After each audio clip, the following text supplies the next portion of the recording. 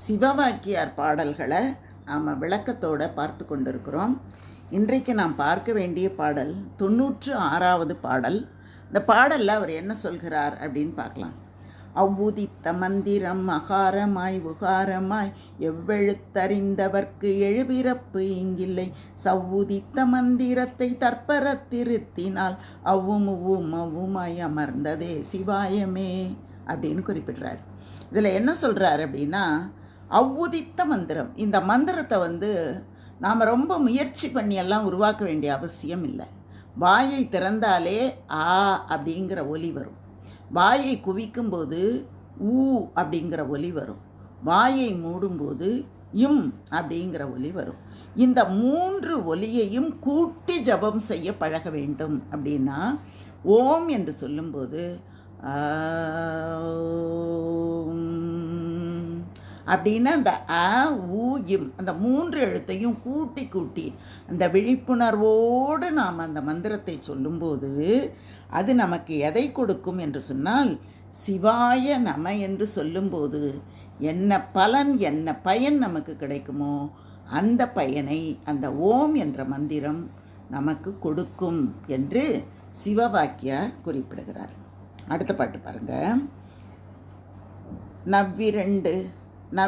நவ்விரண்டு காலதாய் நவின்ற வயிரதாய் சிவ்விரண்டு தோளதாய் சிறந்தவவ்வும் வாயதாய் எவ்விரண்டு கண்ணதாய் அமர்ந்து நின்ற நேர்மையில் செவ்வை ஒத்து நின்றதே சிவாய மஞ்செழுத்துமே அப்படின்னு சொல்கிறார்.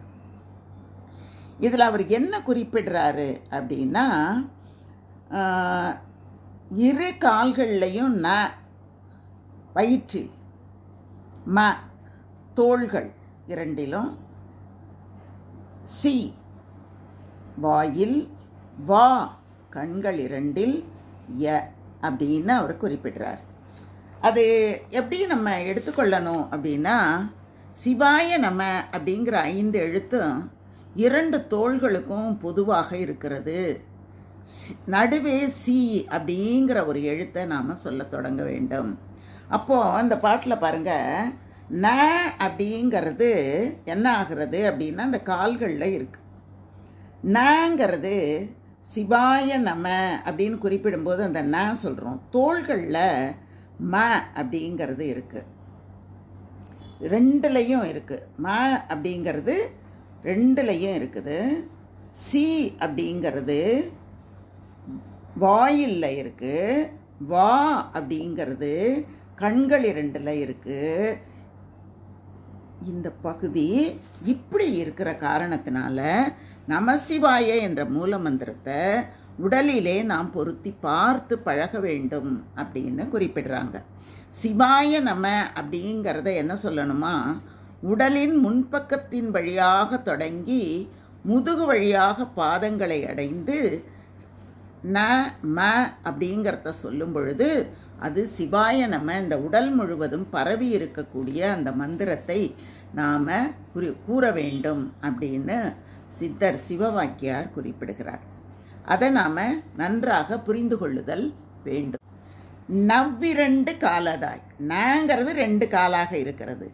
நவின்ற ம வயிரதாய், அந்த மங்கிறது வயிறாக இருக்கிறது. சிவ்விரண்டு தோளதாய், சி என்ற எழுத்து 2 தோள்களாக இருக்கிறது. சிறந்த வவ்வும் வாயதாய், அந்த வாங்கிறது வாயாக இருக்கிறது. எவ்விரண்டு கண்ணதாய், ய அப்படிங்கிறது 2 கண்களால் இருக்கிறது. இப்படிப்பட்ட அந்த சிவாய நம என்ற 5 எழுத்தை நம்முடைய உடல் முழுவதையும் நாம் அந்த மந்திரம் சொல்லும்போது நினைத்து கொண்டே சொன்னால் அந்த மந்திரம் நம் உடல் முழுவதும் வியாபித்து நின்று நமக்கு அந்த தியானத்தை தானாகவே கூட்டுவிக்கும் என்று சித்தர் சிவவாக்கியார் குறிப்பிடுகிறார். அடுத்த பாடல் 98வது பாடல். 2 மூலதாய் இயங்கு சக்கரத்துளே சுருண்டு 3 வளையமாய் சுணங்கு போல் கிடந்த தீ முரண்டெழுந்த சங்கின் ஓசை மூல நாடி ஊடு போய் அரங்கன் பட்டினத்திலே அமர்ந்ததே சிவாயமே அப்படின்னு குறிப்பிடுறார். இப்போ 2 மூலமாய் இயங்கு சக்கரத்துளே, இடகலை பிங்கலை அப்படின்னு 2 நாடிகள் இருக்குது.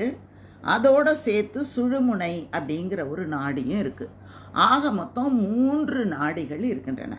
இந்த 3 நாடிகளும் என்ன பண்ணுது அப்படின்னா, நம்முடைய மூலாதாரம் என்று சொல்லக்கூடிய அடிவயிற்றின் கீழ்ப்பகுதியிலே 3 வளையங்களாக சுருண்டு கிடக்கின்றன. இந்த 3 நாடியும் சுருண்டு கிடக்கின்றன. அது எப்படி இருக்கும்னா நெருப்பாக இருக்கின்றது. நம்ம வயிறுக்குள்ளேயே நம்ம ஜீரண சக்திக்காக வயிறு எப்பவும் சுட்டுக்கிட்டே இருக்கும். அந்த வயிற்றுக்குள்ளே தான் எல்லாமே நடக்கும். அதனால் அந்த சூடு வயிற்றுலையே என்ன சொல்லுவாங்க, பசியையே நெருப்புன்னு தான் சொல்லுவாங்க, தீன்னு தான் சொல்லுவாங்க. அந்த மாதிரி அந்த அடி வயிற்றில் சுருண்டு கிடக்கிறதுனால நெருப்பு அப்படி மாதிரி அந்த குண்டலினி இருக்குது. அந்த குண்டலினியை நாம் என்ன பண்ணணும், பிராணாயாமத்தாலும் பாவனை யோகத்தாலும். பாவனை யோகம்னா நாம் இறைவனை பாவனை செய்வது. அந்த மூலாதாரத்தில் இருக்கக்கூடிய குண்டலினியை நாம் பாவனை பண்ணுவது. பாவனை அப்படின்னா நம்ம மனசுக்குள்ளார ஒரு அருவமாக உருவாக்கி பார்ப்பது, பாவனை செய்வது. அந்த மாதிரி நாம் பாவனை செய்து அந்த மூலாதாரத்தில் இருக்கக்கூடிய அந்த குண்டலினியை நாம் எழுப்புவோமே ஆனால் அது என்ன பண்ணுன்னா எழுந்து வரும்.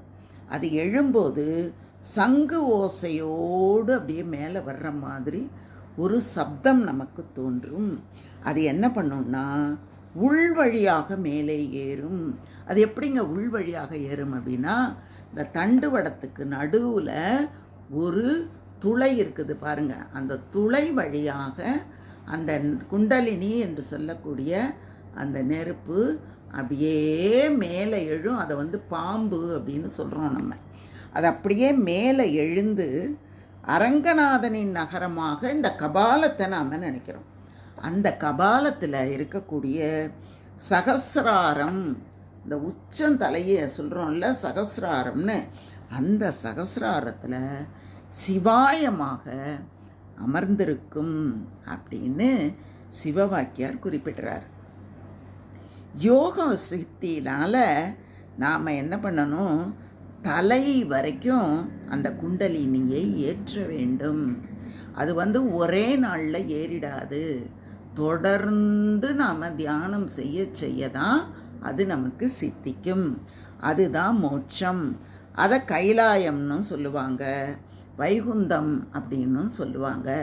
அந்த இடத்துல நாம் குண்டலினியை எழுப்ப வேண்டும் என்று சிவவாக்கியார் குறிப்பிடுறார். அடுத்தது 99வது பாடல். அற்புதமான ஒரு பாடல் இந்த பாடல். இந்த பாடலை கேளுங்களேன். கடலிலே திரியும் ஆமை கரையிலேறி முட்டையிட்டு கடலிலே திரிந்த போது ரூபமானவாறு போல் மடலுளே இருக்கும் எங்கள் மணியரங்க சோதியை உடலுளே நினைத்து நல்ல உண்மையானதுண்மையே. அழகான பாட்டு. கடலிலே ஆமை திரிஞ்சிக்கிட்டு இருக்கும். அது எங்கே முட்டையிடும் அப்படின்னா கரையில் முட்டையிடும். இப்போது கோழி முட்டையிட்டால் அடை காக்குது, பறவைகள் முட்டையிட்டால் அடை காக்குது.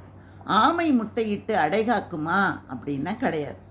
ஆமை என்ன பண்ணும், முட்டையை கடலில் போட்டுட்டு அது கடலுக்குள்ளார போயிடும். அப்படி கடலில் போய் அது நீந்தி கொண்டு இருக்கும்போதே அது என்ன பண்ணுமா, தன்னுடைய முட்டையை நினைத்து பார்க்கும்.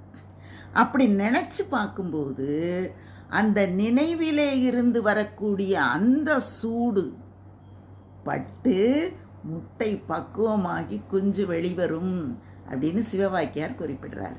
மீனாட்சி அப்படின்னு நம்ம மதுரை மீனாட்சியை குறிப்பிடும்போது கூட இந்த மீன்கள் எல்லாம் முட்டையிட்டு விட்டு தன்னுடைய கண்களால் அதை அப்படி திரும்பி பார்க்கும்போது அந்த முட்டைகள் எல்லாம் பொரிந்து விடும், எல்லாம் குஞ்சுகளாக மாறிப்போகும்.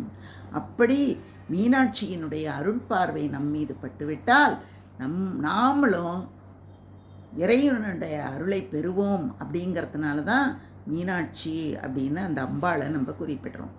இந்த மாதிரி இந்த குருவினுடைய அந்த பார்வை பட்டால் கூட நமக்கு இது வரும், யோகம் வரும், தியானம் வரும், எல்லாமே வரும். குருவை பார்ப்பதே ஒரு பெரிய பாக்கியம் அப்படின்னு சொல்லுவாங்க. குருவை நாம் பார்க்குறத விட குரு திரும்பி நம்மளை பார்த்தாரு அப்படின்னா அது நமக்கு ஒரு பெரிய பாக்கியமாக இருக்கும். அந்த மாதிரி நம்முடைய உடம்பில் இறைவன் எங்கே இருக்காருன்னு தெரியலை. இப்போ எப்படி ஆமை முட்டையிட்டுட்டு ஆமை எங்கேயோ போயிடுச்சு கடலில், ஆனால் ஆமை எங்கே இருக்குது அங்கே இருந்துக்கிட்டு முட்டையை மட்டும் நினைக்குது. இந்த கரையெல்லாம் அதுக்கு நினைவில்லை, தன்னுடைய முட்டை மட்டுமே நினைவில் இருக்கிறது. அதனால் முட்டை பக்குவமாகி குஞ்சு வடிவ இருக்கிறது. அந்த மாதிரி நம்முடைய உடம்புக்குள்ளார ஒரு ஜோதி இருக்குல்ல, ஆன்மாங்கிற ஒரு ஒளி இருக்குல்ல, அது நம்முடைய உடலுக்குள்ளே தான் இருக்கிறது அப்படின்னு நாம் நினைத்து கொண்டு நாம் தியானத்தை தொடர்ந்து நாம் செய்து கொண்டே வந்தால் உண்மையான அந்த பரம்பொருள் நம்முடைய உடலுக்குள்ளே இருப்பதை நம்மால் உணர முடியும் அப்படின்னு சிவவாக்கியார் குறிப்பிடுறார். இவங்கள்லாம் எவ்வளவு பெரிய சித்தர்களாக இருந்திருக்கிறார்கள், எப்படி நமக்கு மிக எளிமையாக அந்த தியானத்தை எல்லாம் கற்றுத்தருகிறார்கள் அப்படிங்கிறத அவங்களோட பாடல்களை படிக்கும்போதே நமக்கு தெரிஞ்சு போயிடும். இப்போ 100வது பாடல் என்ன அழகான பாடல் பாருங்களேன்.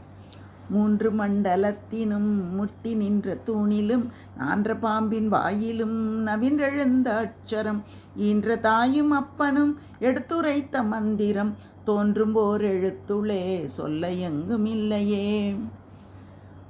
இந்த 3 மண்டலங்கள் நம்முடைய உடம்புல இருக்குது. இந்த 3 மண்டலம் என்னென்னா பிரம்மன், விஷ்ணு, ருத்ரன். அந்த 3 மண்டலமும் நம்முடைய உடம்புக்குள்ளார இருக்குது. நாடிகள் அதையெல்லாம் தாங்கி பிடித்து கொண்டிருக்கின்றன. இந்த உடம்புக்குள்ளார இருக்கக்கூடிய குண்டலினி பாம்பு, அதுவும் சொல்லக்கூடிய ஒரு எழுத்து இருக்குது. நம்முடைய தாயும் தந்தையுமாக இருக்கக்கூடிய கடவுள் கூறிய மந்திரம்தான் அந்த ஓரெழுத்து மந்திரமாகும். இதை நம்ம தொடர்ந்து ஒரு பாடல்லையும் நாம் படித்து கொண்டு தான் வருகிறோம். தாயும் தந்தையும் அப்படின்னு சொன்னால் நம்ம அம்மா அப்பா மட்டும் நாம் நினைக்காம இந்த உடல் உருவாவதற்கு காரணமாக இருக்கக்கூடிய அந்த சிவத்தையும், இந்த உடலை இயக்கி கொண்டிருக்கும் ஆற்றலாக இருக்கக்கூடிய அந்த சக்தியையும் அம்மையாகவும் அப்பனாகவும் நாம் கருதி அவர்கள் கற்றுக் கொடுத்த மந்திரம்தான் இந்த மந்திரமாகும். இந்த ஓம் என்ற மந்திரத்தை உச்சரிக்க வேறு மந்திரங்கள் நாம் சொல்ல வேண்டுமா என்று சொன்னால் வேறு எந்த மந்திரமும் நாம் சொல்ல வேண்டிய அவசியம் இல்லை என்று சிவவாக்கியார் குறிப்பிடுறார். இப்போ நம்ம உடம்புக்குள்ளார மூலாதாரம், சுவாதிஷ்டானம், அந்த ரெண்டுமே பிரம்ம கிரந்தம் அப்படின்னு சொல்லுவாங்க, பிரம்ம மண்டலம். அதே மாதிரி வயிற்றில் இருக்கக்கூடிய மணிப்பூரக சக்கரமும் மார்பிலே இருக்கக்கூடிய அநாகத சக்கரமும் இணைந்த பகுதி விஷ்ணு மண்டலம், அதை விஷ்ணு கிரந்தி அப்படின்னு சொல்லுவாங்க. அதே மாதிரி விசுத்தி என்று சொல்லக்கூடிய கழுத்திலே இருக்கக்கூடிய சக்கரமும் ஆக்ஞா என்று சொல்லக்கூடிய இரு புருவங்களுக்கு இடையிலே இருக்கக்கூடிய அந்த சக்கரமும் ருத்ர மண்டலம் அப்படின்னு குறிப்பிடுவாங்க. அதுக்கு ருத்ர கிரந்தி அப்படின்னு பேர். இந்த 3 முடிச்சுகள் தான் சேர்ந்து அப்படியே முடிச்சா இருக்கும். இந்த குண்டலினி வேகமாக அது புறப்பட்டு வரும்போது, மிகுந்த ஆற்றல் வாய்ந்ததாக அது வரும்போது என்ன பண்ணுன்னா ஒவ்வொரு முடிச்சும் உடையும். இந்த பிரம்ம கிரந்தி உடையும், விஷ்ணு கிரந்தி உடையும், ருத்ர கிரந்தி உடையும். இந்த 3 முடிச்சுகளும் உடையும். உடைஞ்ச உடனே ஒவ்வொன்றாக உடைத்து கொண்டு இந்த மூலாதாரத்திலே இருந்து குண்டலினி அப்படியே புறப்பட்டு மேலே வரும். இதை தான் நான்ற பாம்பு அப்படின்னு குறிப்பிடுறார்.